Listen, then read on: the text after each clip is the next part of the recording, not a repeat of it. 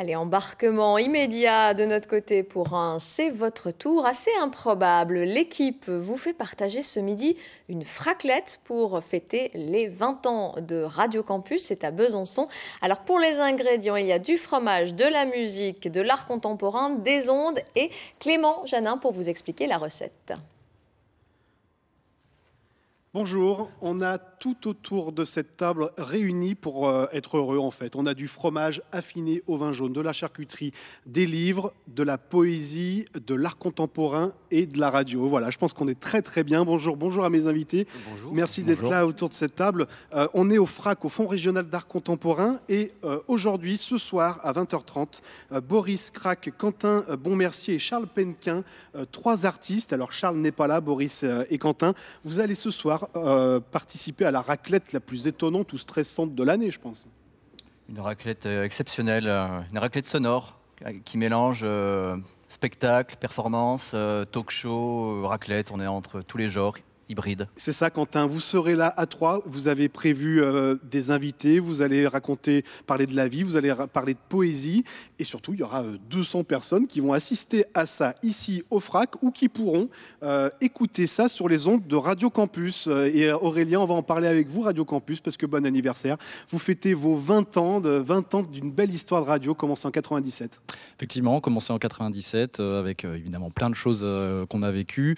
Avec cette année aussi de festivités, puisqu'on commence maintenant et ça s'étale sur 6 mois en fait. Il va y en avoir des choses. Il y en aura pour toutes les oreilles, j'ai envie de dire. Donc voilà, soyez attentifs à tout ce qu'on vous propose. On va montrer des images parce que France 3, nous, on a suivi vos débuts. C'était en 97 dans une petite chambre du Crous, une radio forcément au début pour les étudiants et qui s'est développée au fil des années.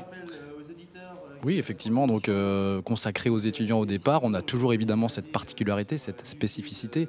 Aujourd'hui, on est devenu une radio généraliste avec des journalistes professionnels et aussi beaucoup de bénévolat, c'est important de le signaler. Il y en a eu beaucoup au départ, il y en a toujours énormément aujourd'hui. Ouais, la fréquence est 102.4, vous avez 18 000 auditeurs par semaine qui vous sont fidèles, il y a des programmes toute la journée, également en podcast et en web radio. Voilà, programme toute la journée, c'est du 24 heures sur 24, avec beaucoup de musique, un programmateur qui nous fait découvrir d'excellentes choses constamment, et puis des émissions, soit des émissions musicales très spécialisées, ou alors des émissions thématiques menées par des journalistes. Et ce soir à 20h30, cette fraclette, c'est une vraie émission de radio. On a Chloé, votre ingénieur du son, qui a tout préparé ce matin. Sylvie Zavata, on est un petit peu chez vous. Vous êtes l'hôtesse du jour. Merci, vous êtes la directrice du FRAC. C'est pas une habitude, c'est une habitude pour vous de travailler avec Radio Campus. Avec Radio Campus, oui, ça fait un petit moment que nous travaillons ensemble. Donc, dans le cadre de partenariats comme celui-ci, ça nous est arrivé de les accueillir pour des projets très spécifiques. Et je pense que nous allons continuer puisque nous avons déjà des projets en perspective. Alors, ce qui est bien, c'est qu'on va regarder des images de vos expositions parce que ce soir, ce sera une nocturne, c'est-à-dire que les gens qui viendront écouter la fraclette pourront aussi assister ensuite, après, à aller voir les œuvres d'art contemporain. Il faut dire aux gens qui doivent pousser les portes d'un FRAC, c'est pas élitiste comme on le pense. C'est un petit peu comme cette fraclette. On parle de tout, il y a de tout. Oui, l'art contemporain, ça s'adresse à tout le monde, bien évidemment. Et puis, on doit y faire son chemin. Il faut savoir qu'au FRAC Franche-Comté, on est vraiment accompagné. Il y a des médiateurs en salle pour donner des clés de lecture. C'est pas du tout élitiste. Absolument pas, non. Comme cette fraclette. Alors, Boris, il y a quelque chose qu'il faut qu'on fasse. Il faut que vous commenciez à couper le fromage. Il est l'heure. Surtout affiner au vin jaune, ça se mérite quand même, ça se respecte. Je vous laisse y aller. Quentin, comment vous prévoyez ça ce soir du coup ? On a prévu certaines règles, lire des textes pendant les 3 parties avec les 3 invités différents, un philosophe, un professeur de l'université, un musicien qui est aussi prof d'art appliqué, une jeune poète qui fait des performances. On va se retrouver chacun à son tour, on va discuter et on va lire de la poésie et faire de la radio pour ceux qui nous écouteront aussi. Parce que finalement, la raclette, c'est le genre de moment qui fédère un petit peu, c'est ça ? Variété, fédérer, profiter et puis se retrouver, discuter de tout, mais quand même avec une structure qui existe, quoi. Boris, votre mission, ce sera de quoi ? Là, c'est de couper le fromage, mais ce soir, c'est de maintenir les auditeurs ? Maintenir ? Ouais, qui restent présents, qui restent autour de cette fraclette avec vous. C'est pas facile de faire rester des gens autour d'une table virtuellement.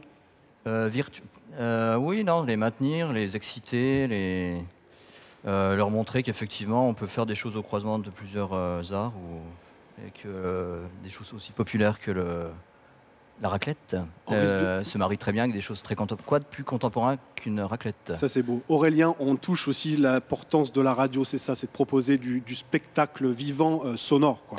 C'est vrai que l'outil radiophonique, pour nous, il est multiple. On l'envisage de différentes manières, de différentes façons.